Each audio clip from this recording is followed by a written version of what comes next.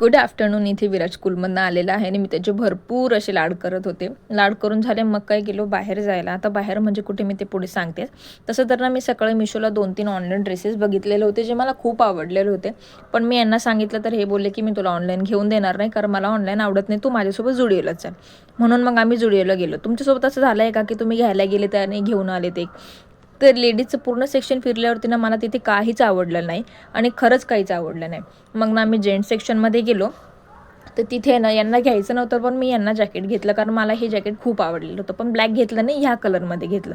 कसं वाटलं ते तुम्ही मला कमेंट करून सांगा. आणि खरंच खूप भारी वाटत होतं त्यांच्यावरती. जॅकेट वगैरे घेतलं, तिथून निघालो. म्हटलं चला दुपारच्या वेळेस मी अजून एकदाही पाणीपुरी खाल्लेली नाही आहे. म्हटलं दुपारचा फील घेऊया, पाणीपुरी कशी वाटते दुपारी खायला. तसं तर संध्याकाळीच पाणीपुरी खायला येतात, पण म्हटलं दुपारी खाऊया. मिस्टर DIYला आम्ही गेलेलो होतो, जिथे माझा फर्स्ट एक्सपिरियन्स होता. याआधी मी कधीच गेलेले नव्हते आणि मला माहितीही नव्हतं. किती आश्चर्य आहे ना, पण आहे. आता काय करणार. गेलो तर तिथे खूप सारे कंटेनर्स होते जे मला खूप आवडलेले होते. पण मला असं वाटलं डीमार्टपेक्षा आहे ना जास्त प्राइजेस तिथे असतात, म्हणून मग आम्ही काहीच घेतलं नाही.